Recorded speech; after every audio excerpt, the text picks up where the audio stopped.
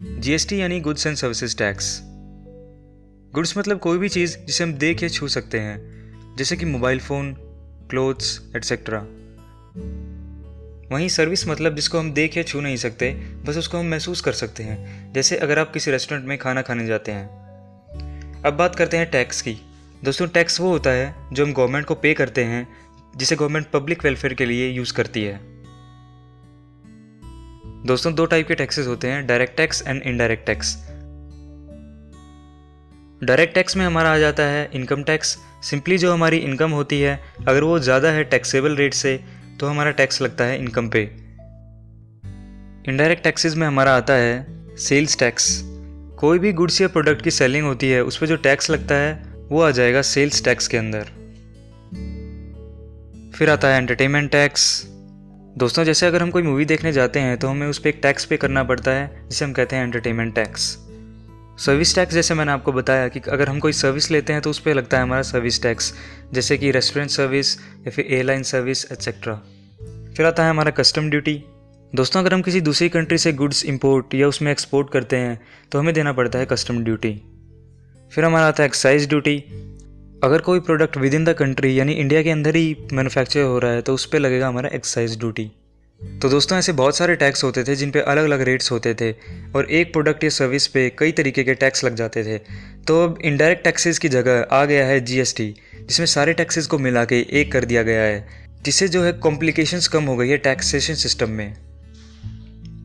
दोस्तों, GST further 3 parts में divide किया गया है, एसजीएसटी, सीजीएसटी एंड आईजीएसटी।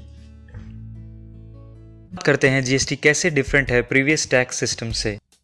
मैं आपको एक एग्जांपल देके समझाता हूँ। दोस्तों, प्रोडक्ट को बनने के बाद कस्टमर तक पहुँचने से पहले कई सारे लेवल्स से गुजरना पड़ता है, जैसे प्रोड्यूसर जो प्रोडक्ट बनाता है, होलसेलर, फिर रिटेलर एंड फाइनली कंज्यूमर। पुराने सिस्टम में क्या होता था, मान लीजिए टैक्स रेट है 10%। जो प्रोड्यूसर है उसने 50 रुपये का कच्चा माल यानी रॉ मटेरियल खरीदा एंड 50 रुपये का उसने प्रोडक्शन एंड प्रॉफिट ऐड किया, तो टोटल हो जाएगा 100। अब 100 रुपये पे 10% टैक्स यानी 10 रुपये उसको टैक्स पे करना पड़ेगा, जो कि वो प्रोडक्ट की कॉस्ट में ऐड कर देगा। तो होलसेलर को पड़ेगी वो 110 रुपये में। अब होलसेलर उसमें अपना प्रॉफिट ऐड करेगा, मान लो 10 रुपये, तो 110 + 10 हो जाएंगे 120 रुपये।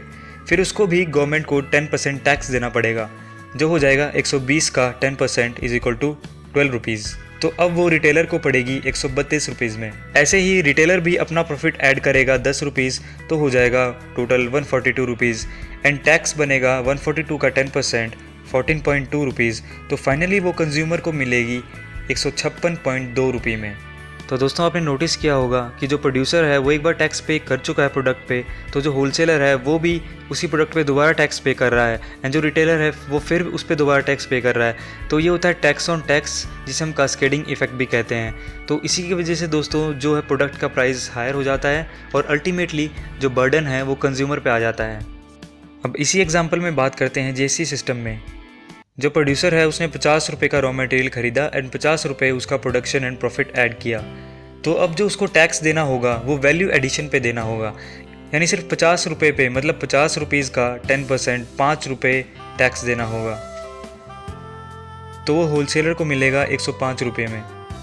अब होलसेलर उसमें अपना प्रॉफिट ऐड करेगा 10 रुपये, जो हो जाएगा 115 रुपये, एंड उसको भी सिर्फ वैल्यू एडिशन पे टैक्स पे करना होगा, मतलब उसको 10 रुपये पे 10% यानी 1 रुपये टैक्स पे करना होगा। तो वो रिटेलर को पड़ेगी 116 रुपये में। अब सिमिलरली रिटेलर भी अपना प्रॉफिट ऐड करेगा, उसके बाद हो जाएगा 126 रुपये, एंड उसको भी सिर्फ वैल्यू एडिशन यानी प्रॉफिट पे ही टैक्स पे करना होगा, जो कि हो जाएगा 10 रुपये पे 10% यानी कि 1 रुपया। तो वो कंज्यूमर को पड़ेगी 127 रुपये में।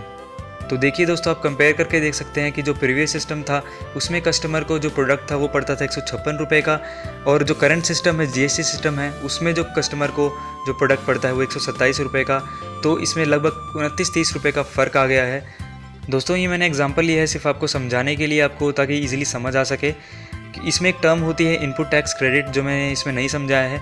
इनपुट टैक्स क्रेडिट क्या होता है दोस्तों, कि ये जो टैक्स है ये प्रोड्यूसर, होलसेलर और रिटेलर को एक बार पे करना पड़ता है गवर्नमेंट को, फिर जो गवर्नमेंट है उनको वापस दे देती है, जिसे हम कहते हैं इनपुट टैक्स क्रेडिट। तो बात कर लेते हैं कैटेगरीज़ की। Categories of GST in India. First is 0% category, 5% category, 12 and 18% category and 28% category. दोस्तों 0% कैटेगरी मतलब इस तरह के आइटम्स जो हैं वो एग्जम्प्टेड हैं जीएसटी से, मतलब उन पे कोई टैक्स नहीं लगेगा, जैसे कि books, bread, egg, fresh vegetables and fresh fruits. दोस्तों 5% की कैटेगरी में हमारे वाइडली यूज्ड आइटम्स आ जाते हैं, जैसे कि shoes, T, coffee, train ticket and small restaurants. दोस्तों 12 एंड 18% कैटेगरी में हमारे आ जाते हैं नॉर्मली यूज्ड आइटम्स, जैसे 12% में आ जाता है मोबाइल फ़ोन, आयुर्वेदिक मेडिसिन्स, 18% में आ जाते हैं camera, mineral water, monitor, computer etcetera. दोस्तों 28% कैटेगरी में आ जाते हैं हमारे लग्जरी आइटम्स, जैसे कि branded jeans, telecom services, 5 star hotels and luxury hotel rooms etcetera.